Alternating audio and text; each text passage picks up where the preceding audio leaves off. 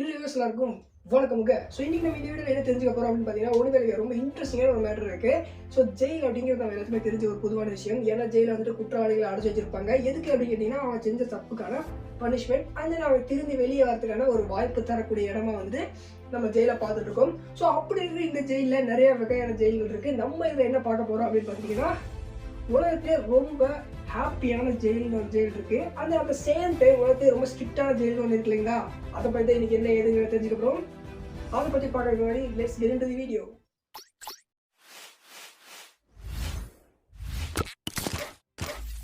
So நம்ம முதல்ல ரொம்ப ஸ்ட்ரிக்டான ஜெயில் என்ன ஏது அப்படிங்கிறத பார்த்துருவோங்க. ஸோ 1983 என்ன நடக்குது அப்படின்னு பார்த்தீங்கன்னா, 2 பேர் ஒரு ஹோம் மாதிரி வச்சு நடத்திட்டு இருக்காங்க. 2 பேர் யாரு அப்படின்னா, தாமஸ் ரோஸ்டைன் அண்டு கால்டன் ஃபவுண்டைன் அப்படிங்கிற 2 பேர் வந்துட்டு ஒரு ஹோம் மாதிரி வச்சு நடத்திட்டு இருக்காங்க. அதுக்கு பேர் என்ன அப்படின்னு பார்த்தீங்கன்னா, ஆரியன் பிரதர்ஹுட் அப்படின்ற ஒரு அமைப்புங்க. ஸோ அந்த மாதிரி வச்சு நடத்திட்டு நிறைய பேர் நல்லா பண்ணிட்டு இருக்காங்க. ஸோ அந்த டைம்ல என்ன பண்றாங்க அப்படின்னு பார்த்தீங்கன்னா, சில தீவிரவாதிகளால் துப்பாக்கி சூடு நடத்தப்படுது. அந்த துப்பாக்கி சொல்லி ஒரு 2 பேர் இறந்தும் போறாங்க.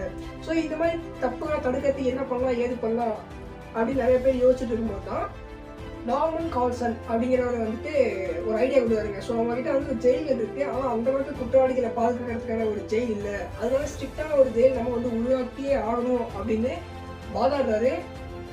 ஸோ 1984 1993 வரைக்குமே வந்துட்டு வாதாடுறாரு. கிட்டத்தட்ட 10 வருஷம் அப்படின்னு. ஸோ அந்த 10 வருஷத்துல வாதாடி தீர்ப்புகள் வந்ததுக்கு அப்புறம் அமெரிக்கன் கவர்மெண்ட் வந்து ஒரு முடிவு பண்றாங்க. சரி ஓகே, நீங்க கேட்குற மாதிரி ஒரு ஜெயில் வந்து நம்ம ஃபவுண்ட் பண்ணுவோம் அப்படின்னு ஒரு முடிவு பண்ணிட்டு 1994 வந்துட்டு அதுக்கான அடிக்கல் நாட்டு வேலையை நடத்துறாங்க. ஸோ அப்படி பண்ணும்போது ஒரு ஜெயில் அப்படின்னு கட்டும்போது அதுக்கு சுற்றி இருக்கிற சரௌண்டிங் எல்லாம் வந்துட்டு கிளியர் பண்ணணும் அப்படின்னு முடிவு பண்றாங்க. ஸோ அங்க இருந்த ஊர் மக்கள், அதாவது இந்த ஜெயிலை கட்டுறதுக்கு ஸோ இதுக்கான ஒரு இடத்த சூஸ் பண்றாங்க. அது என்ன அப்படின்னு பார்த்தீங்கன்னா, ஃப்ரீமவுண்ட் கவுண்ட் அப்படின்னு சொல்றாங்க. அது எங்க இருக்கு அப்படின்னு பார்த்தீங்கன்னா, கொலராடோ US, அதாவது யுனைடெட் ஸ்டேட்ஸ்ல வந்து அது இடம் இருக்குங்க. ஸோ அதை கிளியர் பண்ணும்போது அந்த ஊர் மக்களும் சேர்ந்துட்டு சரி ஓகே, குற்றவாளிகளை தடுக்கிறதுக்கு நாங்களும் ஹெல்ப் பண்றோம் அப்படின்ற இடத்துல அந்த இடத்த கொடுக்குறாங்க. அந்த இடத்த கொடுத்தது மட்டும் இல்லாம கவர்மெண்ட் அவங்க ஒரு சின்ன ஆஃபர் பண்றாங்க. அது என்ன ஆஃபர் அப்படின்னு பார்த்தீங்கன்னா, இந்த சிறைச்சாலை கட்டும் போது இந்த ஊர் மக்களுக்கும் நாங்கள் வந்து ஒரு வேலை வாய்ப்பு கொடுக்குற மாதிரி ஒரு அமைப்பு உருவாக்கி தரோம் அப்படின்னு ஒரு அக்ரிமெண்ட் சைன் பண்றாங்க. ஸோ அந்த டைத்துல என்ன நடக்குது அப்படின்னு பார்த்தீங்கன்னா, இன்ட்ரெஸ்டிங்காக எல்லா வேலையும் போயிட்டு இருக்கு. ஸோ இதுக்கான ஆர்கிடெக்டிங் அந்த வேலையெல்லாம் போயிட்டு முடிச்சதுக்கு அப்புறமா இதை ஃபவுண்ட் பண்றாங்க. ஸோ ஃபவுண்ட் பண்ணும்போது இதில் எவ்வளோ வேலை வாய்ப்பு இருக்கு, என்ன ஏது அப்படிங்கிறத எல்லாரும் கேட்க ஆரம்பிக்கிறாங்க. ஸோ இதில் வந்து இந்த ஊர் மக்களுக்கு எலிஜிபிலிட்டி இருக்கிறவங்களுக்கு 160 பேர் வந்து நாங்கள் வேலை தரோம். அட் த சேம் டைம் இதில் வந்துட்டு ஒரு 100-150 பேர் வந்துட்டு பர்மனெண்ட்டாக வேலை வாய்ப்பு இல்லைனாலுமே, அதாவது நிரந்தர வேலை வாய்ப்பு இல்லைனாலுமே டெம்பரரியாக உங்களுக்கு இங்கே ஒர்க் இருக்கும் அப்படின்ற மாதிரி நிறையா சொல்கிறாங்க. அதுக்கப்புறம் இதுக்கான அமௌண்ட் பத்தாம போகுது. அதுக்கு அந்த ஊர் மக்களே வந்துட்டு ஹெல்ப் பண்றாங்க, சம் ஆஃப் அமௌண்ட் வந்து கொடுக்குறாங்க. ஸோ அந்த ஊர் மக்களோட ஒத்துழைப்போட சேர்ந்து அந்த சிறையை சக்ஸஸ்ஃபுல்லாக கட்டி முடியும் செய்கிறாங்க. அந்த சிறைச்சாலையோட அமைப்பு எப்படி இருக்கும் அப்படின்னு பார்த்தீங்கன்னா, ஒரு கைதி வந்து இன்னொரு கைதியை எப்பவுமே பார்த்துக்க முடியாது. அண்ட் தென் ஒவ்வொருத்தரும் தனித்தனியான அறையில் தான் இருப்பாங்க அப்படின்ற மாதிரி சொல்கிறாங்க. அந்த இதில் வேலை செய்கிறவங்களோட எண்ணிக்கை எவ்வளோ இருக்கும் அப்படின்னு பார்த்தீங்கன்னா, 160 180 பேர் வரைக்கும் உள்ளே இருப்பாங்க அப்படின்ற மாதிரி சொல்கிறாங்க. அந்த எப்பவுமே செக்யூரிட்டி கார்ட்ஸ் நடந்துகிட்டே இருப்பாங்க அவங்க. ஸோ ஒரு வராண்டா இருக்கு அப்படின்னா அந்த வராண்டால மினிமம் ஒரு 3 போலீசஸ் இருப்பாங்க அப்படின்னு சொல்றாங்க.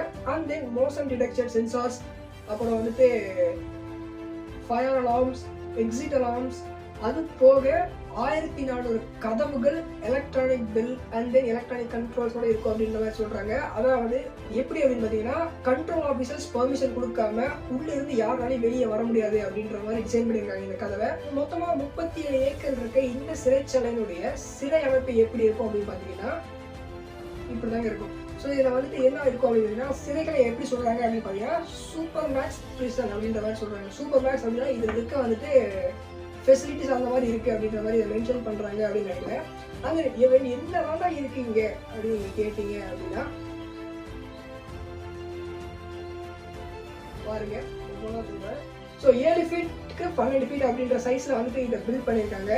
இது வந்து என்ன அப்படின்னு பார்த்தீங்கன்னா, full and full solid steel அப்படின்ற மாதிரி, அதாவது மெருகூட்டப்பட்ட இரும்பு அப்படின்ற மாதிரி சொல்கிறாங்க.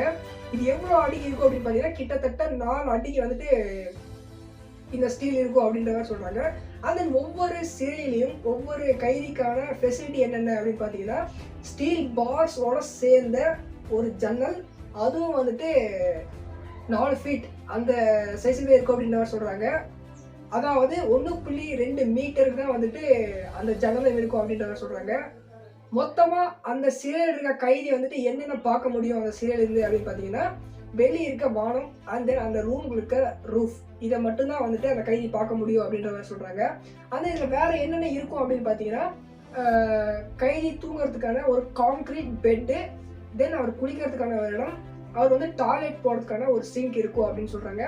அந்த இதில் எக்ஸ்ட்ராவா என்ன கொடுத்துருக்காங்க இது இந்த சிறையில் அப்படின்னு பார்த்தீங்கன்னா ஒரு இரும்பு மேஜை அண்ட் அந்த சேட்டன் இரும்பு நாற்காலி இது மட்டும்தான் ஒரு சிறையில் இருக்கும் அப்படின்ற மாதிரி சொல்றாங்க. இது வந்து அந்த கைதியோட பிரைவேட் பிரிசன் அப்படின்னு சொல்லலாம். அதாவது ஒரு சிறையில ஒரே ஒரு கைதி மட்டும் தான் இருப்பாங்க அப்படின்ற மாதிரி சொல்றாங்க. அண்ட் தென் இதெல்லாம் தாண்டி ஒரு கைதி தப்பிக்கிறது அப்படிங்கிறது இம்பாசிபிள். ஆனா தப்பிக்கிறதுக்கான முயற்சி நடந்ததே இல்லையா அப்படின்னு கேட்டாங்க. இதுலயும் தப்பிக்கிறதுக்கான முயற்சிகள் நடந்திருக்கு, ஆனா இது வரைக்கும் யாரும் தப்பிச்சிருந்த அப்படின்றத ஹிஸ்டரி. நான் ஏன் இந்த பிரிசனை வந்துட்டு யாருமே தப்பிக்க முடியாது அப்படின்னு இவ்வளோ கான்ஃபிடென்ட்டாக சொல்கிறேன் அப்படின்னு பார்த்தீங்கன்னா, ஒன்றுங்க ஒவ்வொரு சிறைக்குமே தனித்தனியான மோஷன் கேமராஸ் இருக்குது. மோஷன் கேமராஸ் இல்லைங்க, மோஷன் டிடெக்டர்ஸுமே இருக்குன்னு சொல்லலாம்.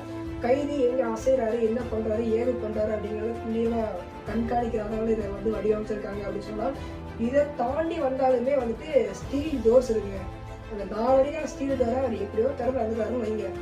அப்படி திறந்து அவர் வெளியே வந்தாலுமே 3-4 கார்ட்ஸ் வந்து எப்போவுமே சுற்றிட்டே இருப்பாங்கன்னு சொன்னால், ஒருத்தரை தாக்கிட்டு தப்பிக்கிறது இன்னொருத்தர் பார்த்தாரு அப்படின்னா ஓவர். நெக்ஸ்ட் என்ன அப்படின்னு பார்த்தீங்கன்னா, இவரை வந்துட்டு அவங்க 4 பேருமே சமாளித்து வெளியே வந்தாலுமே மோஷன் கேமராஸ் இருக்கு. அண்ட் தென் 1400 கதவுகள் இருக்குங்க, இரும்பு கதவு. அதாவது இதெல்லாமே வந்து ரிமோட்டால கண்ட்ரோல் பண்ணுற கதவுகள் அப்படின்னு சொல்லலாம். ஸோ இந்த கதவை தாண்டி வெளியே வர்றதுக்கான வாய்ப்பு ரொம்ப கம்மி. ஏன்னா உள்ள இருக்க செக்யூரிட்டிஸ்னாலே அதை பண்ண முடியாது. கண்ட்ரோல் ரூமில் யார் அதை கண்ட்ரோல் பண்ணுறாங்களோ அவங்க ஆக்சஸ் கொடுத்தா தான் வந்துட்டு அந்த டோர்ஸ்லாம் ஓப்பன் ஆகும். இதனால தான் வந்துட்டு நான் அந்த டோரை வந்து ஓப்பனே பண்ண முடியாது அப்படின்னு அவ்வளோ கான்ஃபிடென்ட்டாக சொல்கிறேன்.